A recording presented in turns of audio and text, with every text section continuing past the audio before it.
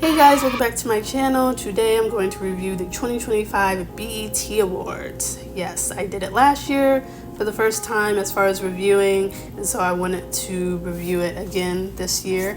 And I will say, as much as I didn't hate last year's ceremony as much as everybody else, I do think that they definitely stepped it up with this year's show. So I just want to quickly go through what happened, some of my favorite moments, favorite performances. This was definitely a nostalgic show, especially for us millennials. It's the BET Awards 25th anniversary, as well as 106 & Park's 25th anniversary.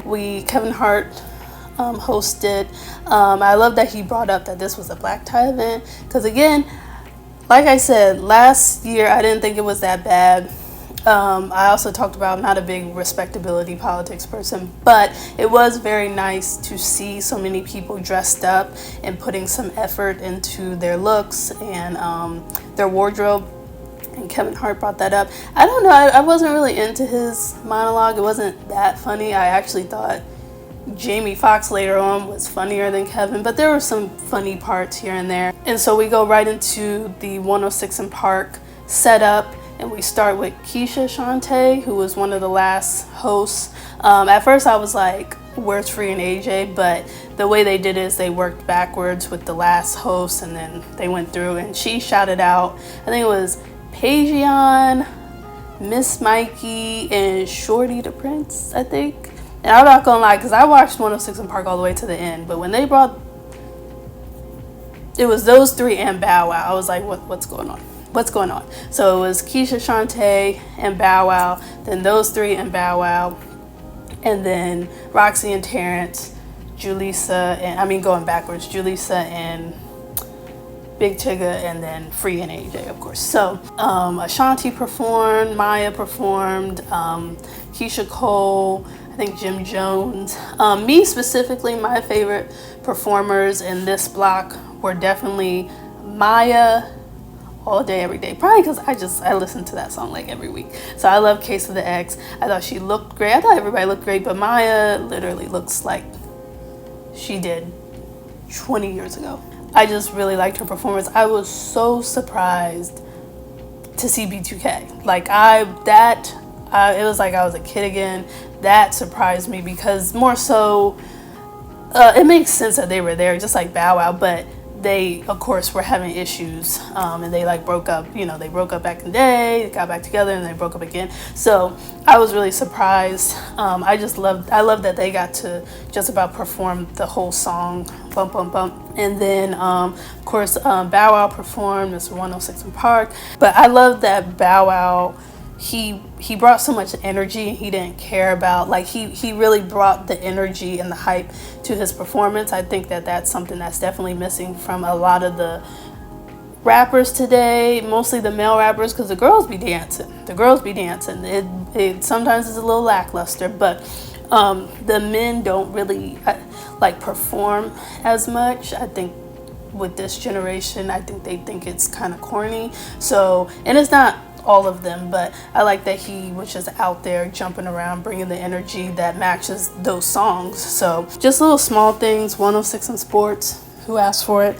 And I'm not going to talk about all the awards, but Doechii won, and she definitely got up there and was talking about the protests that are going on against ICE in LA right now, as well as just Trump in general. And I thought that was really cool because she was one of the only ones who really spoke very clearly and wasn't afraid to go there when it came to literally name dropping Trump and talking about it, because I feel like there were bits and pieces from other people, but they were kind of like, I'm not really gonna, it was very coded language in a way, but she wasn't afraid to get up there.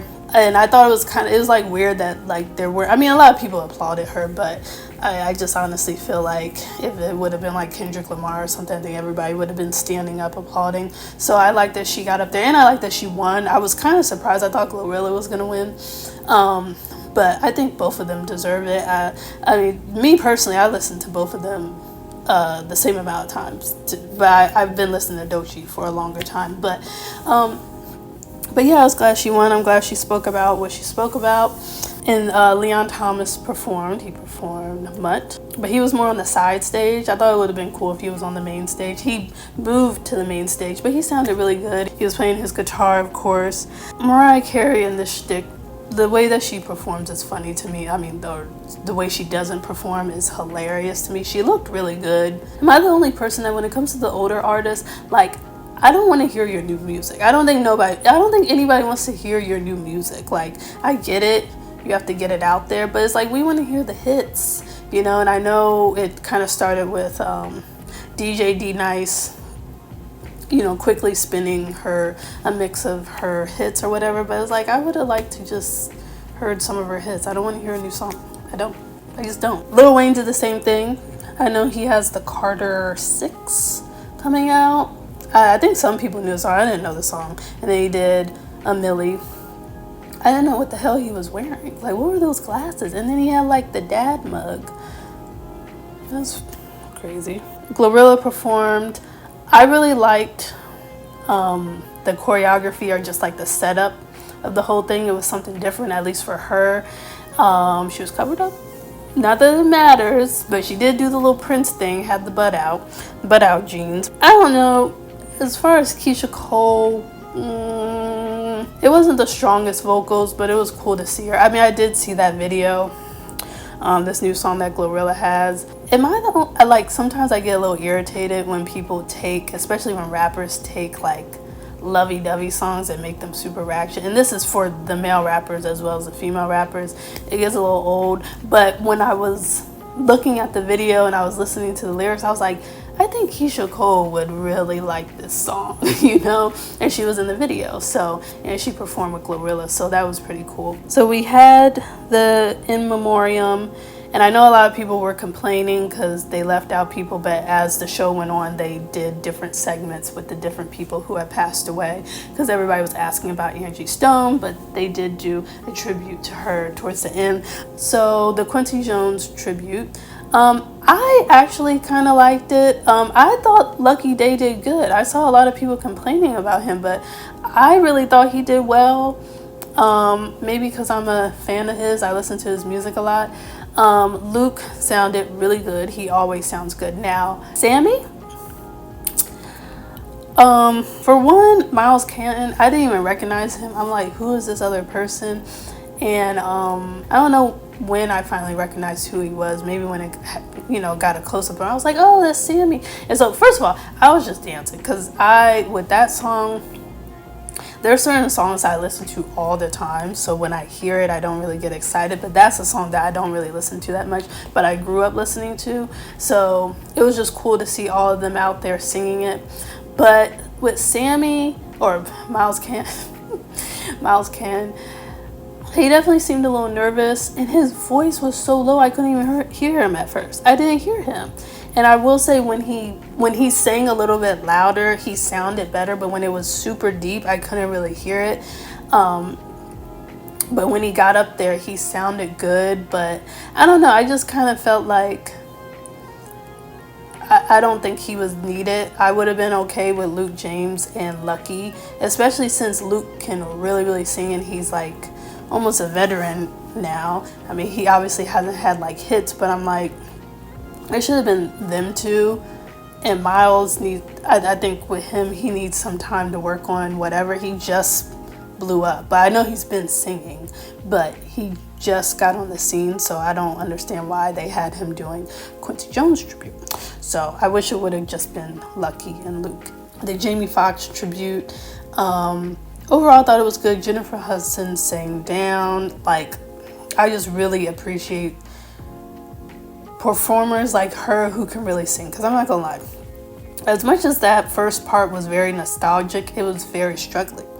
Like, I thought Maya sounded okay, but it's very struggly, and there's certain artists who I look at and I'm like, I don't know if they're gonna sing too well, versus artists who I'm like, they always come through.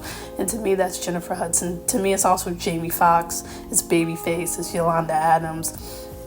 I don't really see it for a lot of the newbies, but I don't see it for a lot of people I grew up with too. I don't care. because they be struggling. But Jennifer Hudson just chills down my arm, and it was cool to see Jamie get emotional, and then his speech was so great. I don't know, people were complaining about him being up there for too long. I thought it was great because it was funny, it was sad, it was real, it was authentic. It was very funny, especially the jokes about Stevie and about Kirk Franklin. Yeah, I thought Tank did good. I thought Babyface did good. The Blame It one, I've never been a fan of that song, but it was okay. I don't know, the auto-tune kind of gets on my nerves after a while, but it was a cool performance. I actually wish, and I know this song wasn't that big, but it has gotten bigger because Sexy Red sampled it, but Infatuation, I love Infatuation so much. I could listen to that song every day. So it would have been cool if they did that, but then I feel like they may have kind of tied Sexy Red in there some type of way. But I loved Tiana Taylor's performance so much. Like, I loved it. So it was my favorite performance of the night. Like, I just thought it was so creative. I will say the way it started off, I was just kind of like, but when it got to more the futuristic look, I just loved it. I loved the setup on the stage setup. I loved their outfits. I thought the choreography was perfect. I thought Tiana looked good. I loved seeing her float up and down and the dancing, and I like the song because I'm a house music fan. I've been a house music fan for a very long time, so it's like I like the song. I did see the music video the other day. I was just kind of like, I don't know, but after seeing that performance, I loved it. To me, it really shows effort, and I like that. I loved the lights and everything. It just looked, I thought she did really, really good. So it was my favorite performance of the night, to be quite honest. And like last year, I had said Tyla was one of my favorite performances of the 2024 BET Awards, and it just gives me, it reminds me of some of those older artists who really put in effort into their performances with the dancing and the setup, like a Beyonce or a Lady Gaga or a Usher or Sierra, whoever. So Missy Elliott. Ledisi performed Black Woman. I thought she did so good. Ledisi's another one that as soon as I know she's going to sing well. I loved seeing all the pictures about the Black women. Playboy Cardi, I don't know. Like, I do like some songs by him, but this album, I don't be getting it. I skimmed through it. I don't want to be that person that's like, oh, I don't understand him. I don't really care if I understand someone or not, but I couldn't understand him. But I didn't know I haven't heard any of those songs. So, but one of my favorite songs by him is At Me. It's so stupid, but I can listen to that song every day. So, I don't know. So Mariah Carey came out. Like I said, she looked good, but she was definitely reading from the teleprompter.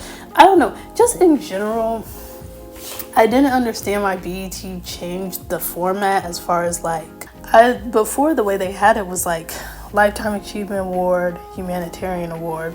I know they got rid of the Humanitarian Award after a while, but I don't understand celebrating 4 iconic people. Like, what is that about? If anything, I think it takes away from those artists. We could have done without Snoop. I think it should have either been Kirk this year, Kirk or Mariah or Jamie, or maybe Jamie and Mariah. So yeah, so this was the first BET Awards that I didn't finish because I was like, I have to get up in the morning. Like, what are we doing? Like, it was literally maybe 11:30 and they were like, yeah, so we have Snoop Dogg next and then a tribute to Kirk Franklin. I'm like, at 11, like it's 11:30 right now. Why are we still doing tributes? And so I went to sleep because I don't really see it for Snoop Dogg anyway. I've never been a big Kirk Franklin fan. But I went on YouTube and so I watched it. I liked Kirk's. His was very energetic. It was very energetic. Snoop's was okay. You know, his was okay. And then Angie Stone. I don't know who that artist was. I'll put her name here. She did a tribute. So overall, it was a good show. Like I said, my favorites were definitely Tiana, Jamie's speech, Jennifer Hudson. For the most part, the Quincy Jones tribute. the 106 in Park tribute, of course. B2K, seeing Maya. So yeah, so tell me your thoughts. Oh, I did have something. So I have a question for the people watching. I was wondering what you guys thought about this. So when they had, the 106 in Park set up, they had it set up like back in the day, not the Free and AJ, but like later on when they revamped the stage or whatever. And they had, the young background actors sitting around. And I noticed it was a very diverse group of young people. And so it kind of made me think about, like, realistically, if they brought 106 in Park back today, I do think that there would be a diverse crowd. And so, and specifically, I'm saying diversity as far as race. I did notice possibly some queer kids, but that's not what I'm talking about. I'm talking about diversity as far as race. And so, how do y'all feel about that? Because it's one of those things that, like I said, if it came back today, I think, one, there would be a diverse group because there would be a diverse set of kids who would want to be there, for one, compared to back in the day. And then two, I think that there would be more of an effort by BET to make it diverse. And so it's one of those weird things where it's like, I get it. Hip hop is super big right now. I never say hip hop and R&B. I just say hip hop because I don't really feel like R&B is as big as hip hop, obviously. And everybody wants to be black now.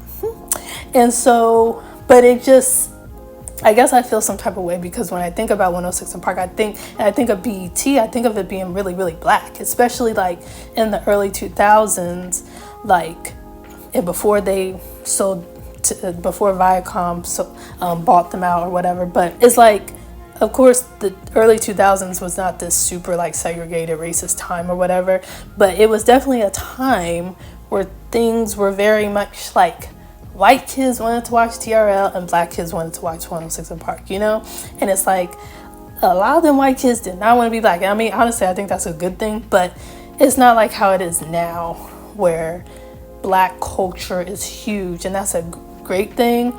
But like just with the representation, I thought it would have been cool if it was just more black kids, because when I was watching it, it was a number of black kids. It was a number of young black people in that audience. So I just kind of felt like there should have been a more of an homage to that compared to, yes, let's make it diverse. But it's just like, they weren't there. They weren't shooting in the gym. They just weren't. So I don't know. It's not a big issue, but it just made me think about that, like where we are as far as culture and how everybody loves the rhythm.